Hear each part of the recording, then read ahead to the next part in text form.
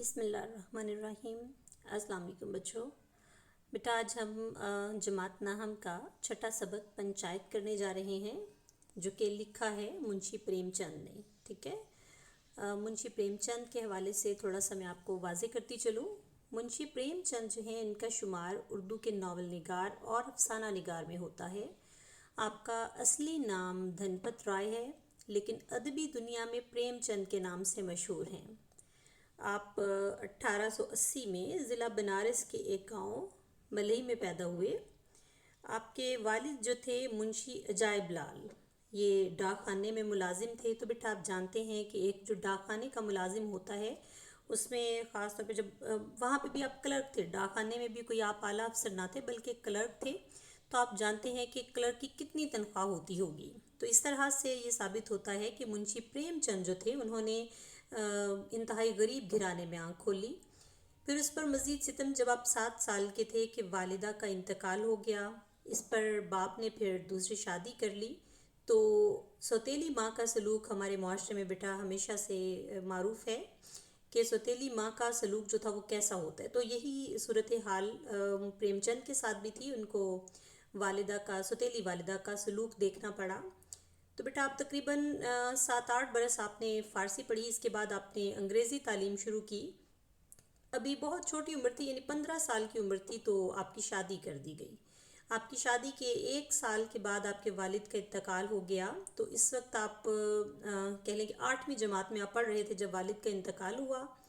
تو پورے گھر بار کا بوجھ جو تھا وہ آپ ہی پر آ پڑا۔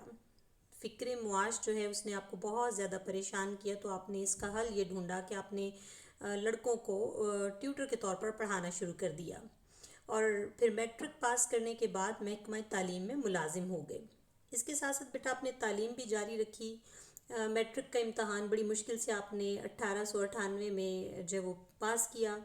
اس کے بعد 1899 میں آپ نے 18 روپے کی ماہانہ تنخواہ کے ساتھ اسکول کی تعلیم جو ہے وہ اس کا مطلب اسکول میں بچوں کو پڑھانا شروع کر دیا۔ 1919 میں BA کیا انہوں نے۔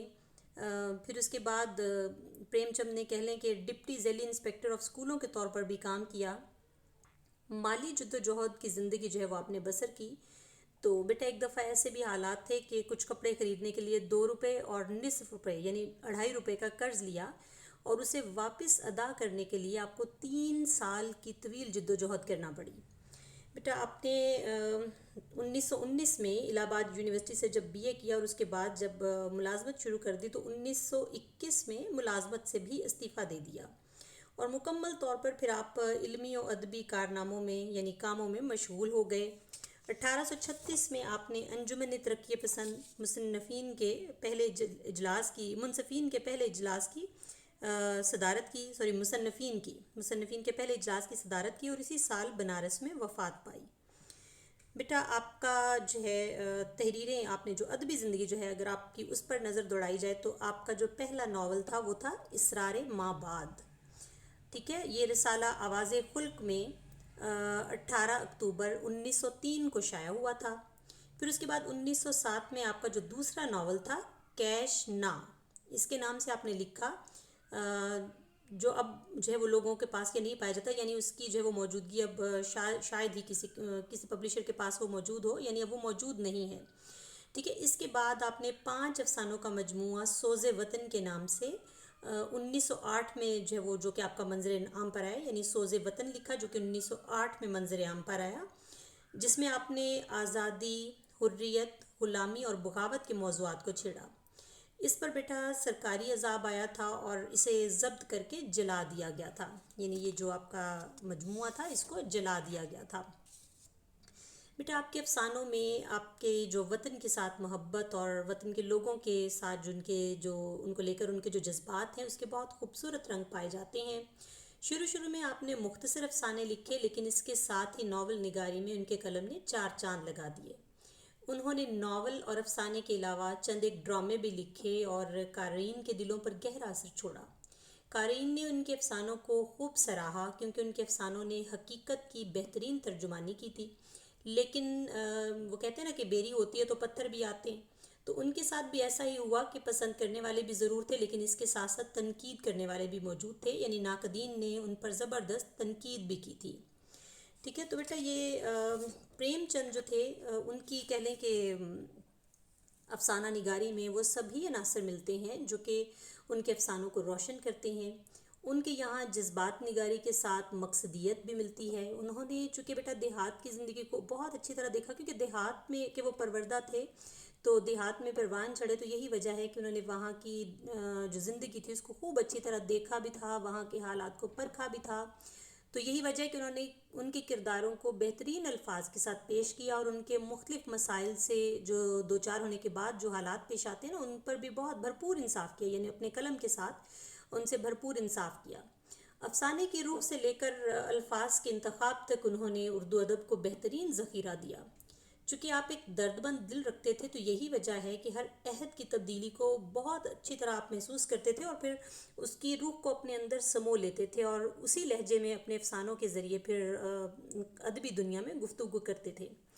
تو بیٹا آپ نے جو ہے وہ آپ کی تحریریں جو ہے ان میں اگر دیکھا جائے تو ان کے تمام افسانوں میں نیکی جو ہے وہ تمام تر مشکلات کے باوجود بدی کے مقابلے میں غالب رہتی ہے. انہوں نے مقامی واقعات اور حقائق کو موضوع بنا کر تحریروں میں مقامی رنگ پیدا کیا. ان کی تحریروں میں ان کی جو بنیاد ہے وہ معاشرتی مسائل، نفسیاتی مطالعہ اور مشاہدہ پر ہے. ان کے بیٹا کردار جو ہیں وہ زیادہ تر مثالی ہیں.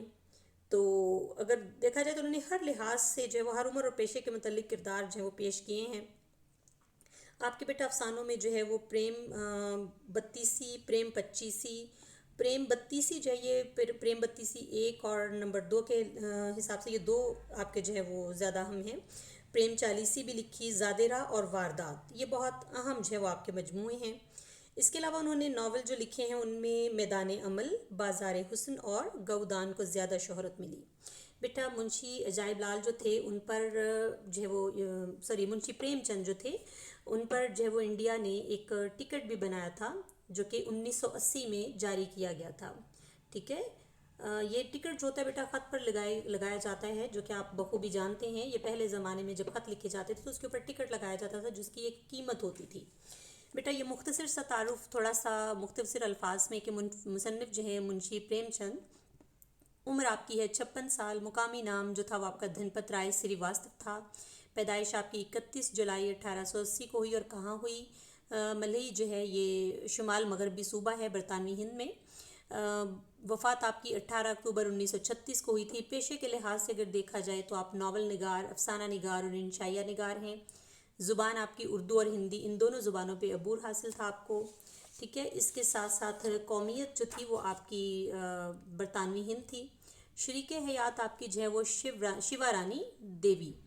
ٹھیک ہے. اور اولاد آپ کی جو ہے وہ 3 اولادیں جن کا ذکر پایا جاتا ہے، سری پت رائے، امرت رائے اور کملا دیوی. ان تینوں کا ذکر ہمیں جو ہے وہ ملتا ہے. جی بیٹا اب ہم صفحہ نمبر 36 یعنی 36 اس کی تفہیم کریں گے اور الفاظ کے معنی بھی ساتھ ساتھ میں آپ کو بتاتی چلوں گی. جی شیخ جمن شیخ اور الگو چودھری میں بڑا یارانہ تھا. یارانہ یعنی دوستی تھی، اکٹھے تھے، اکٹھا ان کا اٹھنا بیٹھنا تھا، بہت زیادہ آپس میں قریبی جو ہے ان کا تعلق تھا. یارانہ کا جو لفظ ہے بیٹا یہ اس کا مترادف جو ہے وہ دوستانہ ہے. یارانہ جو ہے اس سے یاری اور دوستانہ سے دوستی، اسی لیے یاری اور دوستی بھی ایک دوسرے کے مترادف لفظ ہیں. ٹھیک ہے. ساجھے میں کھیتی ہوتی، ساجھے میں کھیتی ہوتی. بیٹا یہ جو فقرہ ہے اس سے 2-3 موضوعات جو وہ نکالے جاتے ہیں. نمبر 1 اس سے یہ بھی نکل سکتا ہے کہ جی مشترکہ فصلیں کاشت کرتے تھے. اس سے یہ بھی نکلتا ہے دوسرا مطلب کہ کھیتوں میں محنت مشقت اکٹھی کرتے تھے.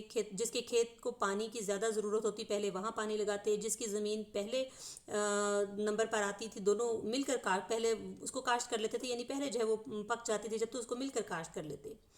نمبر 3 اس کا مطلب بیٹا یہ بھی نکلتا ہے کہ کاشتکاری کے لیے زمیندارہ کے اوزار کا تبادلہ کرتے یا مشترکہ اوزاروں سے کھیتی باڑی کرتے تھے. ٹھیک ہے. یعنی لین دین میں بھی کچھ ساجھا تھا. لین دین میں کچھ ساجھا تھا.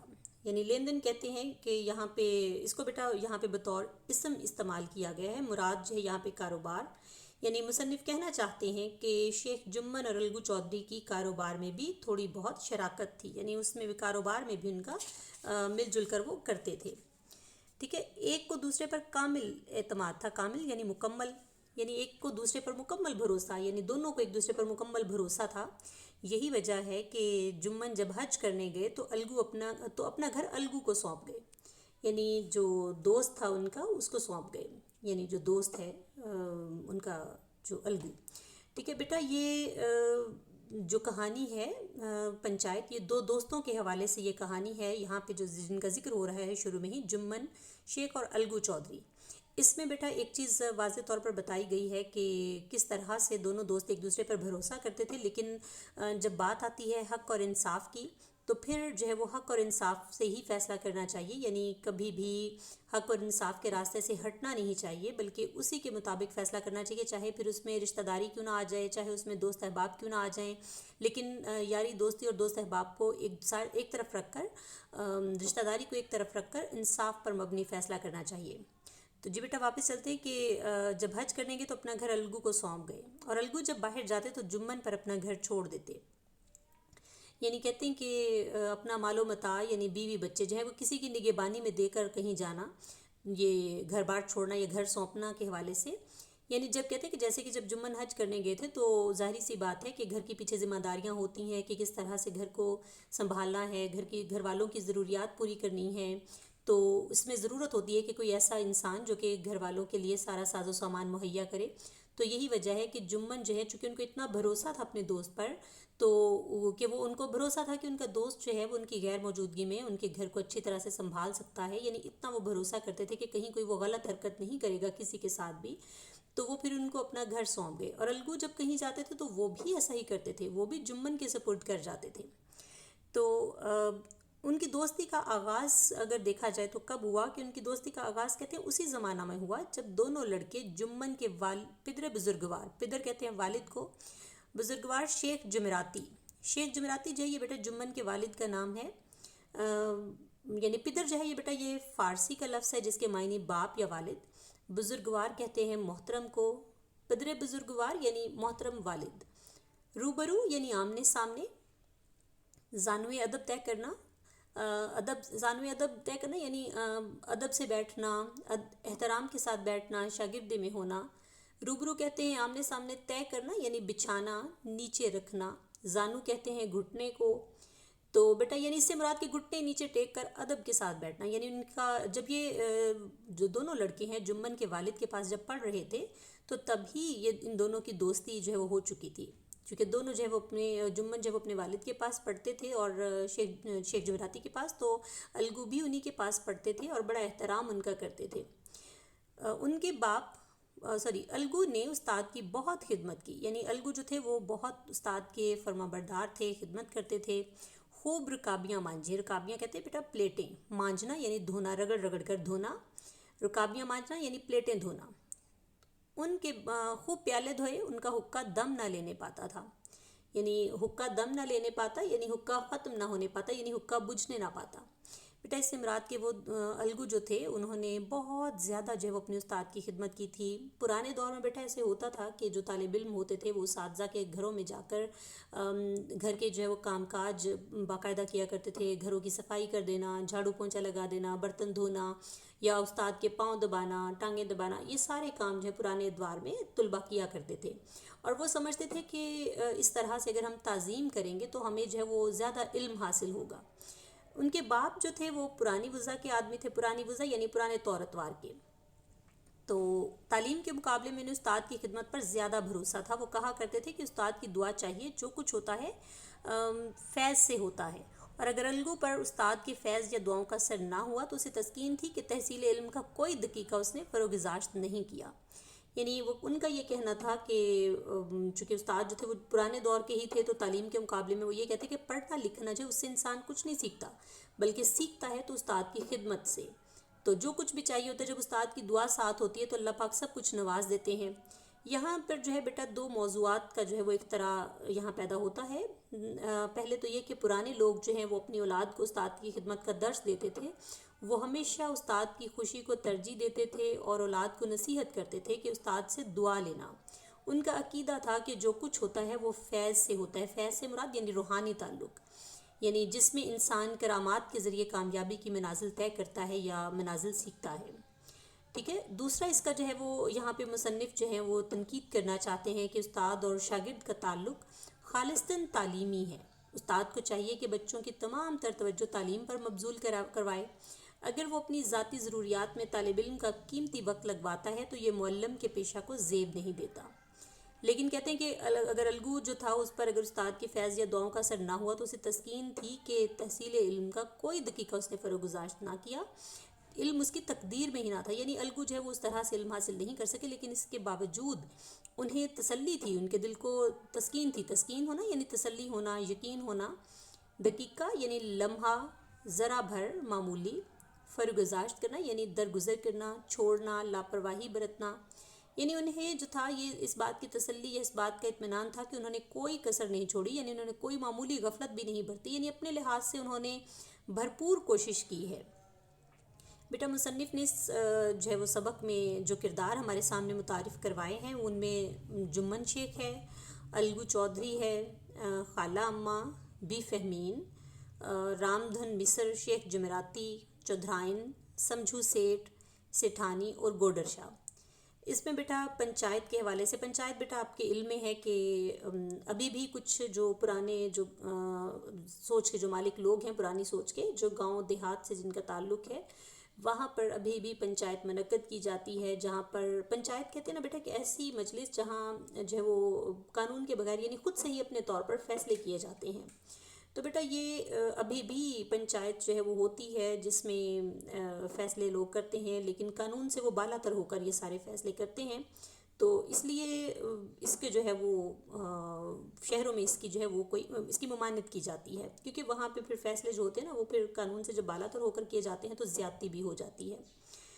تو بیٹا اس میں اب دیکھیں کہ جو ذکر ہو رہا ہے کہ شیخ جمعراتی خود دعا اور فیض کے مقابلے میں تازیانہ کے زیادہ قائل تھے. یعنی جو شیخ جمعراتی تھے، یعنی جو ان کے استاد تھے، جمن کے جو والد تھے، وہ سمجھتے تھے کہ جو ہے نا فیض کی نسبت دعا اور فیض، یعنی فیض کہتے ہیں بیٹا اس کے لغوی معنی ہے فیض کے اتار چڑھاؤ، یعنی دریا کی طغیانی یا چڑھاؤ. اصطلاحی معنوں میں فائدہ، نفع یا حصول بھی کہتے ہیں، سخاوت یا پھر خیرات کو بھی کہتے ہیں. یعنی استاد یا مرشد سے جو فائدہ اس کے شاگرد یا مرید کو پہنچتا ہے، اس حوالے سے یہاں پہ ذکر ہے. تازیانہ یعنی کوڑا یا چھڑی، یہ بیٹا چمڑے کا ایک وہ ہوتا ہے نا جس کے ساتھ، جس کو آپ ہنٹر بھی بولتے ہیں، اس میں آگے چمڑے کا جو ہے وہ ایک رسی سی لگی ہوتی ہے. تو شیخ جمعراتی جو یعنی اس کے حوالے سے یہ مصنف یہاں یہ کہنا چاہتے ہیں کہ اگرچہ الگو چودھری کے والد جو تھے وہ خالصتاً فیض پر یقین رکھتے تھے، لیکن شیخ جمعراتی جو تھے وہ بذات خود فیض کی نسبت سزا دینے کے حق میں تھے. یعنی جو استاد تھے ان کو یہ تھا کہ سزا جو ہے وہ دی جائے، یعنی ان کا یہ ماننا تھا کہ سزا سے طالب علم کی جو ہے وہ قسمت سنور جاتی ہے. تو یہی وجہ ہے کہ وہ پھر جمن پر اس کا بے دریغ استعمال بھی کرتے تھے. بے دریغ یعنی بغیر پچھتاوے کے، بغیر پریشانی کے یا بغیر کسی ہچکچاہٹ کے. تو وہ بہت زیادہ اس کا جو ہے وہ استعمال کرتے تھے، یعنی ان کو بہت زیادہ مار پیٹ سے کام لیتے تھے، یعنی چھڑی سے مار پیٹ کرتے تھے. تو کہتے ہیں کہ یہ اسی فیض کا جو ہے وہ اثر تھا کہ آج جمن کی قرب و جوار کے موازات میں پرسش ہوتی تھی. یعنی وہ کہتے ہیں کہ جو شیخ جمعراتی علم حاصل کرنے کے سلسلے میں کہتے ہیں وہ کسی کوتاہی کے سبب بھی اپنے بیٹے جمن کو بہت زیادہ سزا دیتے تھے، یعنی سختی برتتے تھے. تو یہی وجہ ہے کہ جو کہتے ہیں کہ اسی سزا اور اسی سختی کا نتیجہ تھا کہ جمن جو تھا وہ پڑھ لکھ گیا، اور آج اس کا آس پاس کے جو دیہاتوں میں ایک رتبہ اور ایک مقام تھا، اور لوگ اپنے جھگڑوں کا فیصلہ ان سے ہی کرواتے تھے. تو اب جو ہے وہ ذکر آتا ہے شیخ جمن کی ایک بوڑھی بیوہ خالہ کا. تو اس کے حوالے سے بات ہوتی ہے. یہ ان کی پہلی پنچایت تھی. اس میں 2 پنچایتیں جو ہیں وہ اس سبق میں جو ہے جن کا ذکر کیا جاتا ہے. پہلی پنچایت جو تھی وہ خالہ کے حوالے سے تھی، اور دوسری پنچایت جو ہے وہ الگو چودھری اور سیٹھ سمجھو کے حوالے سے تھی. تو پہلی اب یہ پنچایت کا ذکر شروع ہو رہا ہے، اس کو ہم آغاز اس کا ہم کر رہے ہیں کہ یہ جو ہے جو جمن جو تھے ان کے خالہ تھیں، ایک بوڑھی خالہ، بیوہ خالہ تھی. وہ ان کے پاس کچھ تھوڑی سی ملکیت تھی مگر غریب کا وارث نہیں تھا. یعنی شیخ جمن کی ایک بوڑھی خالہ تھی جس کا خاوند جو ہے وہ فوت ہو چکا تھا، تو ان کے پاس تھوڑی بہت جو جائیداد تھی.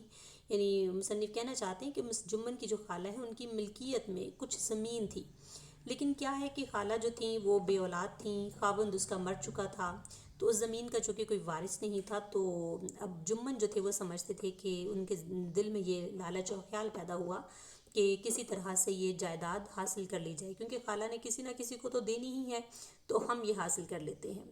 لہٰذا جمن نے وعدے وعید کے سبز باغ دکھائے خالہ کو۔ وعدے وعید یعنی قول و قرار، سبز باغ دکھانا یعنی دھوکہ دینا۔ اب انہوں نے بوڑھی خالہ کو سبز باغ دکھائے کہ ہم آپ کی بڑی خدمت کریں گے، ہم آپ کو بڑا آپ کا خیال رکھیں گے، آپ اکیلی ہیں، بڑھاپا آ رہا ہے، کیسے آپ زندگی گزاریں گی، آپ ہمارے پاس آ جائیں، ہم آپ کو سنبھالیں گے۔ یعنی اس طرح کے انہوں نے جو ہے وہ ان کو وعدے ان سے کیے، تو خالہ جو تھیں ان کو بھی لگا کہ واقعی بڑھاپے میں ضرورت ہوتی ہے کسی نہ کسی ساتھ کی، تو وہ پھر ان کے پاس چلی گئیں۔ تو اب یہ بیٹا جب تک انہوں نے ملکیت اپنے نام نہیں کروائی تھی، تب تک جو ہے وہ کیا تھا کہ خالہ جان کی خوب خاطرداریاں ہوتی تھیں، ان کو بڑے اچھے اچھے کھانے بنا کر کھلائے جاتے تھے، ان پر جو ہے وہ کہہ لیں کہ میٹھے لقمے سے مراد یہاں پر مزے مزے کے کھانے، انواع و اقسام کے کھانے، چٹپٹے سالن یعنی مزیدار سالن، تیز مسالہ والے سالن، یعنی اس طرح سے ان کو بڑا جو ہے ان کی خاطرداری کی جاتی تھی، بڑی ان کی خدمت کی جاتی تھی۔ تو لیکن جیسے ہی ہبہ نامہ پر رجسٹری ہو گئی، یعنی پگڑی کی مہر ہو گئی، تو خاطرداریوں پر بھی مہر ہو گئی۔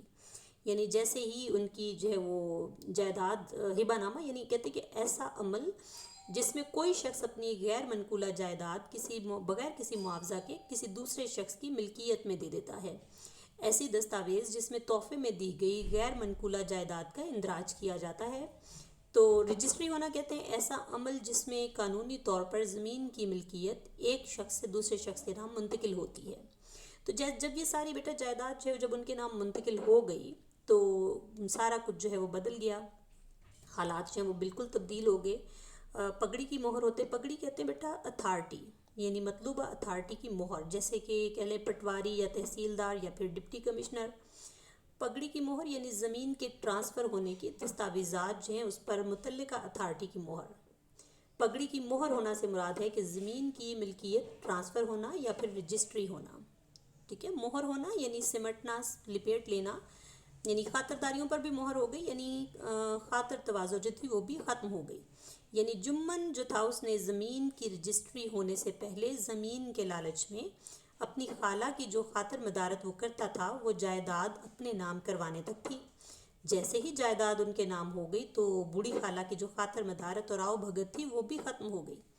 تو رفتہ رفتہ پھر کیا ہوا کہ ان کے سالن کی مقدار جو تھی وہ روٹیوں سے کم کر دی گئی، یعنی روٹیوں کے تناسب سے سالن کم دیا جانے لگا، یعنی غذا جو تھی مطلوبہ مقدار سے کم کر دی گئی۔ تو اب خالہ جو تھی انہوں نے کچھ عرصہ تو دیکھا، لیکن جب برداشت کی انتہا ہو گئی، جب برداشت نہیں ہوا، تو پھر انہوں نے جمن سے شکایت لگائی کہ تمہاری بیوی جو ہے وہ فہمین، وہ اب مجھے کھانا جو ہے وہ پیٹ بھر کے نہیں دیتی۔ تو جمن جو تھا وہ چونکہ صلح پسند آدمی تھا، صلح پسند کہتے ہیں امن پسند کو، تو وہ اب اس معاملے میں جو ہے وہ مداخلت کرنا مناسب نہ سمجھا اس نے، یعنی اس کو لگا کہ یہ گھر کی عورتوں کا معاملہ ہے، لہٰذا اس میں جو ہے وہ نہ ہی بولوں تو زیادہ بہتر ہے، یعنی اس نے خالہ کی شکایت پر اس کی داد رسی کی بجائے چپ رہنا ہی بہتر سمجھا، کیونکہ اپنی خالہ کے مقابلے میں ویسے بھی وہ اپنی بیوی کو ترجیح دیتا تھا۔ تو خالہ جو تھی اس کے شکوے شکایت کرتے کرتے کچھ دن تو گزر گئے، یعنی رو دھو کر کچھ دن تو اس نے گزار لیے، گزارا ہوتا گیا، یعنی نباہ ہو گیا، یعنی گزارا ہوتا گیا۔ تو آخر کار اس نے ایک دن خالہ نے کہا کہ بیٹا تمہارے ساتھ میرا نباہ نہ ہوگا، یعنی اب جو ہے وہ میرا تمہارے ساتھ گزارا نہیں ہے، تم مجھے روپے دے دیا کرو، میں اپنا الگ پکا لوں گی۔ یعنی وہ اب الگ کھانا تیار کرنا چاہتی تھی خالہ، تو اس نے پھر جو ہے وہ جمن سے پیسے کا تقاضا کر دیا۔ تو جمن نے بے اعتنائی یعنی لاپرواہی سے اس نے کہا کہ روپیہ کے یہاں پھلتا ہے، یعنی پھلتا ہے کا معنی ہے کہ بڑھنا، یعنی پھل آنا، تو کہتے ہیں کہ روپیہ کے درختوں پر لگتا ہے جو بڑھتا ہے اور میں آپ کو دیتا رہوں۔ جی بیٹا اب صفحہ نمبر 37 پر آئیے، صفحہ نمبر 37۔ خالہ جان نے بگڑ کر کہا مجھے تو نان نمک چاہیے یا نہیں، یعنی خالہ جو ہیں وہ اس بات پر ناراض ہو گئی، اور نان نمک یعنی روٹی مراد اسے روٹی سالن وغیرہ، تو اس نے کہا کہ مجھے تو وہ چاہیے یا نہیں، یعنی ضرورت ہے اس کی مجھے۔ تو جمن جو ہے اس نے پھر بڑے مظلومانہ انداز میں، یعنی جس پر بڑا ظلم کیا جاتا ہو اس انداز میں جو جواب دیا، چاہیے کیوں نہیں، یعنی ظاہری سی بات ہے تم دنیا میں آئی ہو تو تمہیں بھی چاہیے، تو چونکہ میرے پاس تو ایسا ہے نہیں، تو کیا اب میرا خون چوس لو، یعنی مقصد یہ ہے کسی کی طاقت سے زیادہ کام لینا۔ تو وہ کہتا ہے کہ یعنی مطلب میں اس طرح سے نہیں اتنا کر سکتا کہ دو گھروں کا خرچ چلا سکوں، تو اب یہی ہے نا کہ میرا خون چوس لو، یعنی مراد یہ کہ مجھ سے میری طاقت سے زیادہ کام لو تاکہ میں مر جاؤں۔ تو یہ پھر وہ ساتھ ہی یہ کہتا ہے کہ کوئی یہ تھوڑی ہی سمجھتا تھا کہ تم خواجہ خضر کی حیات لے کر آئی ہو۔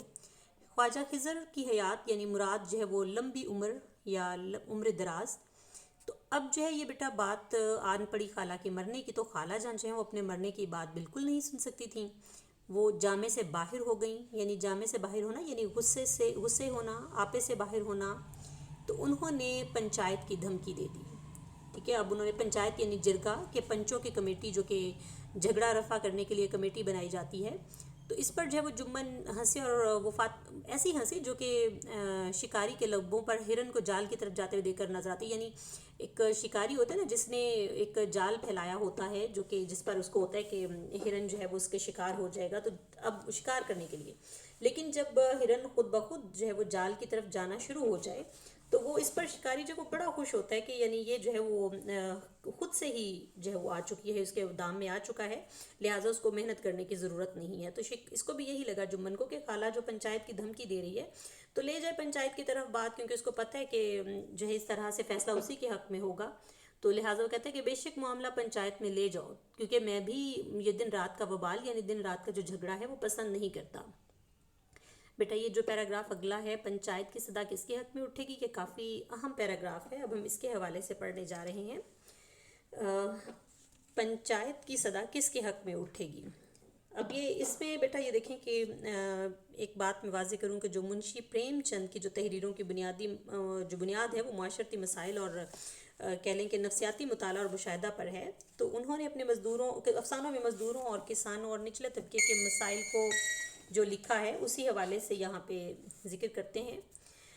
یہ اس پیراگراف میں وہ پنچایت کے بارے میں شیخ جمن کے خیالات کے حوالے سے ذکر کرتے ہیں کہ شیخ جمن نے اپنی بوڑھی خالہ سے چونکہ نام اپنے زمین کرا لی تھی، خالہ کا کوئی وارث نہ تھا، جمن نے زمین نام کرانے کے عوض خالہ کی تمام ضروریات پوری کرنے کا ذمہ لیا تھا، لیکن زمین کی رجسٹری ہوتے ہی جمن کی بیوی نے خالہ سے بدسلوکی شروع کر دی اور جمن نے بھی ان مسائل پر کوئی توجہ نہ دی۔ تو خالہ نے تنگ آ کر پہلے جمن سے بات کی، اس کا وعدہ اسے یاد دلایا کہ تم نے بڑا وعدہ کیا تھا کہ میرا بڑا خیال رکھو گے یہ وہ، لیکن جب رجسٹری ہونے کے بعد تم نے جو ہے وہ خرچ بھی اب دینے پر تیار نہیں ہو، یعنی خرچ دینا بھی اب تمہارے لیے ممکن نہیں ہے، تو اب جو ہے وہ پنچایت کی جائے۔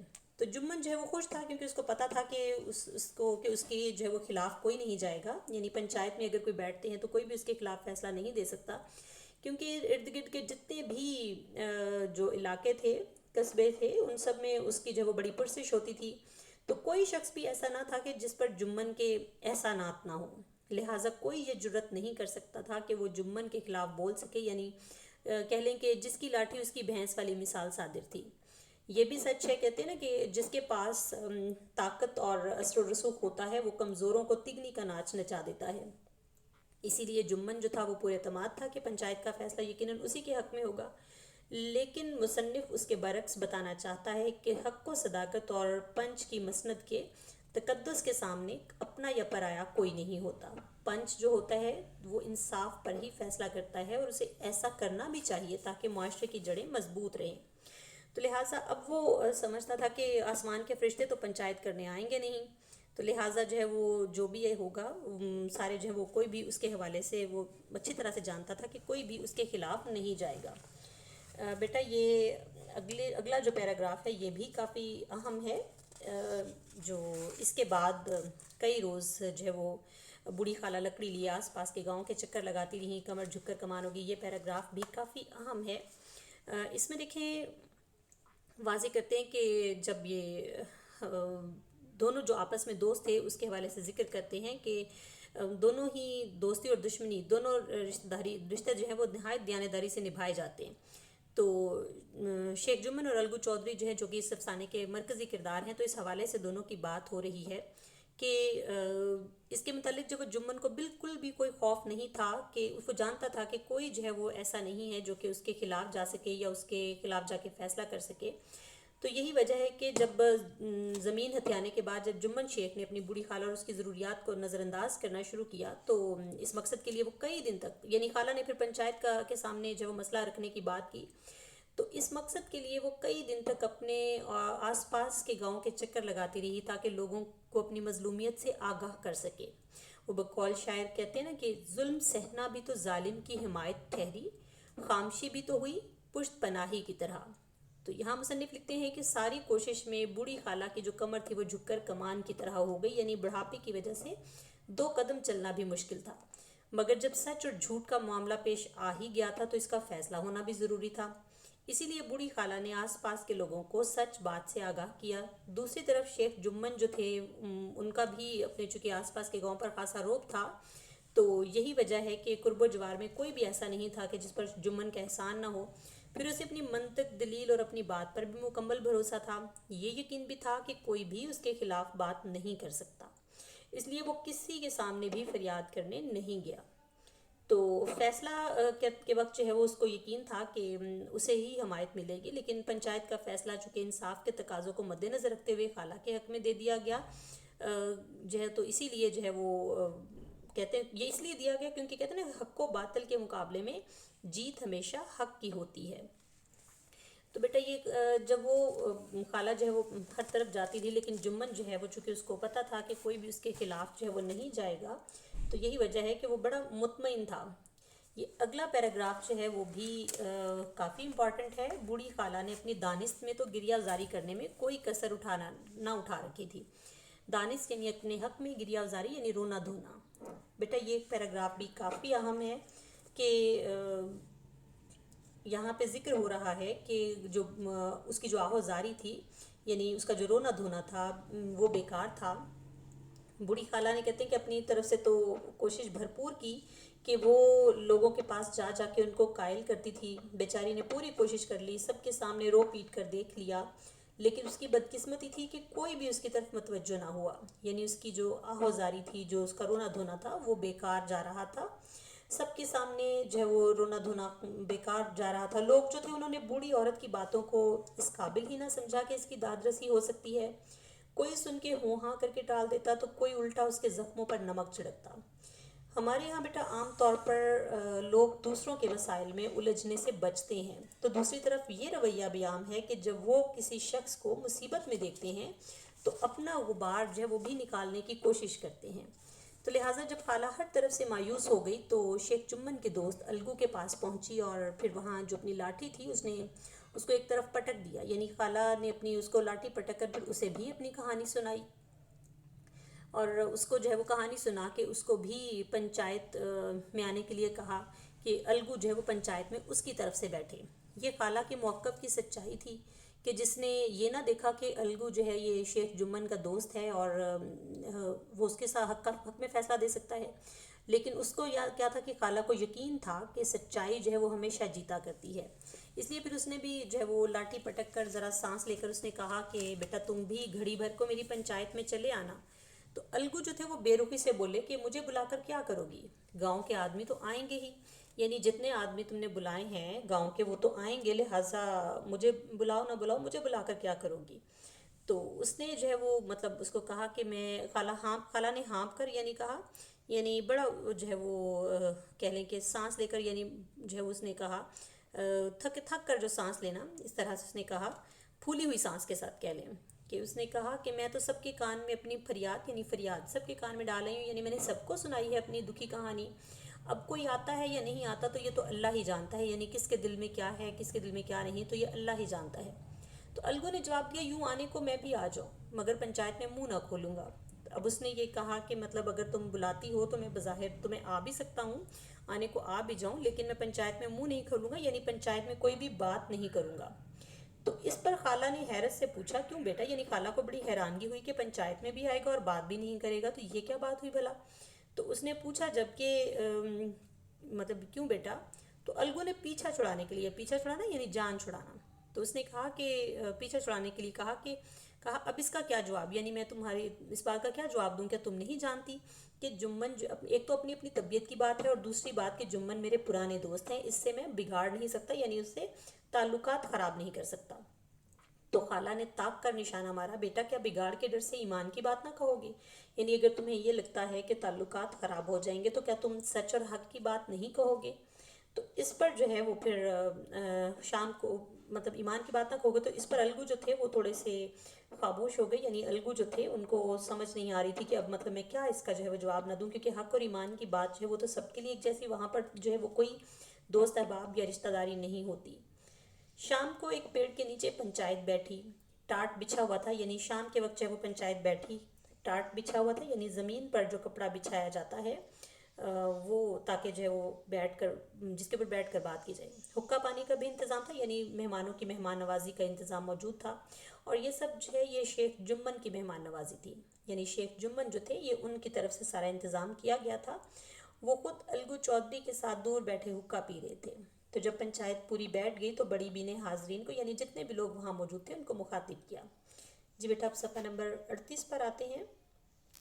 تو اس نے یہ کہا کہ پنچو آج 3 سال، پورے 3 سال ہو گئے.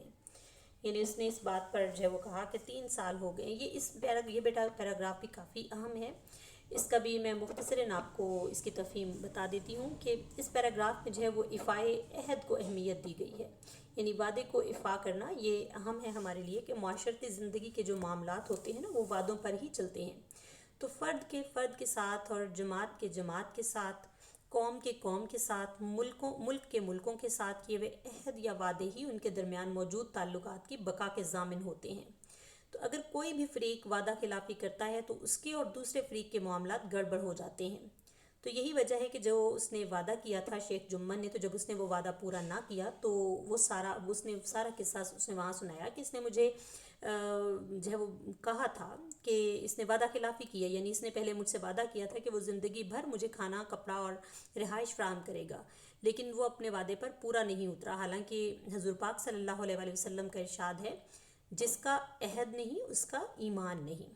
تو اسی لیے جو خالہ نے پنچایت میں شیخ جمن کی وعدہ خلافی کی دہائی اسی لیے دی کہ وہاں موجود لوگوں کو اس امر کا اندازہ ہو جائے کہ شیخ جمن کے اس رویے سے خالہ پر جو وہ کیا گزر رہی ہے.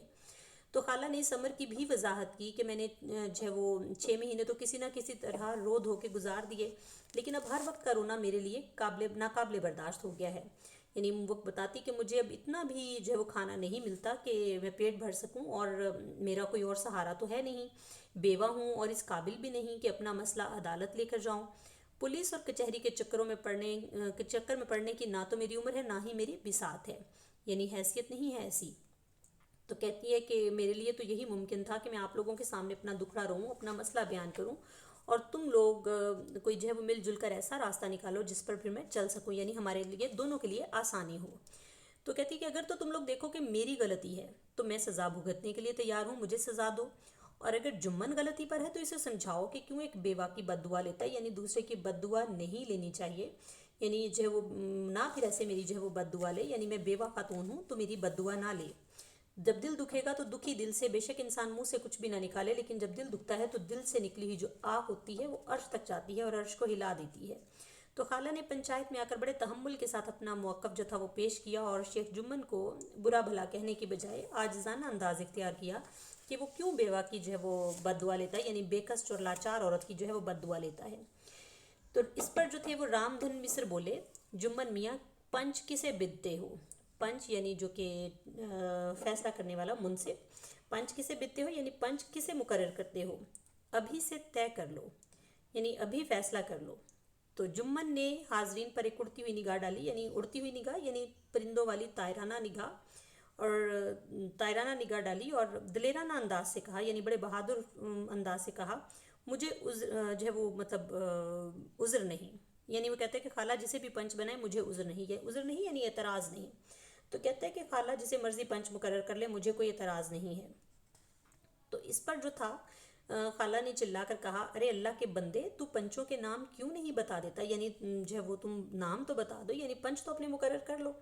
تو اس پر جمن نے بڑھیا کو غضبناک نگاہوں سے یعنی غصہ بھری نگاہوں سے اس کو دیکھ کر کہا، اب اس وقت تو میری زبان نہ کھلواؤ، جسے چاہو پنچ بنا دو. یعنی اس وقت جو ہے وہ مطلب جو ہے مجھے نہ کوئی بھی میری زبان کھلواؤ یا مجھے بولنے پر مجبور نہ کرو، بلکہ پنچ جو ہے وہ خود سے بنا لو. تو خالہ نے جمن کے اعتراض کو تاڑ لیا، یعنی وہ پہچان گئیں، ان کو سمجھ آ گئی، جان گئیں وہ.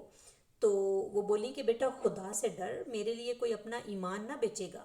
یعنی کہتے ہیں کہ تمہیں اللہ سے ڈرنا چاہیے، جب تم غلط کرو گے تو اس کا فیصلہ بھی اللہ کی ذات کرنے والی ہے، وہ دیکھنے والی ہے، تو لہٰذا تم جو ہے وہ کوئی بھی میری خاطر کوئی بھی اپنے ایمان سے نہیں جائے گا، یعنی اپنا ایمان نہیں بیچ دے گا میری خاطر کہ وہ میری خاطر جو وہ غلط فیصلہ کر لے۔ لہٰذا جو بھی کوئی فیصلہ کرے گا وہ صحیح فیصلہ، حق کا جو فیصلہ کرے گا، اللہ کے خوف سے ڈر کے فیصلہ کرے گا۔ تو کہتی کہ اتنے بھلے آدمیوں میں، یعنی اتنے اچھے آدمیوں میں کیا سب تیرے دشمن ہیں؟ اور سب کو جانے دو، الگو چودھری کو تو مانے گا؟ تو وہ اب الگو چودھری کے حوالے سے وہ ذکر کرتی ہے کہ اس کو جو ہے وہ مطلب بنا لینا چاہیے پنچ۔ تو جمن جو تھے وہ فرتے مسرت سے باغ باغ ہو گئی، یعنی وہ بہت خوشی کے جذبات ان میں پیدا ہو گئے، وہ بہت خوش ہوئے کیونکہ ان کو پتہ تھا کہ الگو جو ہیں وہ تو ان کے بہت گہرے دوست ہیں، وہ تو کبھی بھی ان کے خلاف فیصلہ نہیں دے سکتے، لہٰذا بہت خوش ہوئے، دل میں تو بہت خوش ہوئے، لیکن اوپر سے بظاہر انہوں نے اپنی خوشی ظاہر نہیں ہونے دی، اور اپنے آپ پر قابو پا کر، یعنی اپنے خوشی بھرے جذبات پر قابو پا کر بولے، الگو چودھری ہی صحیح، میرے لیے جیسے رام دھن مصر ویسے الگو، یعنی کوئی میرا دشمن نہیں ہے، یعنی دونوں میں سے کوئی بھی کسی کو بھی پنچ چن لو، مجھے کوئی اس پر جو ہے وہ اعتراض نہیں ہے۔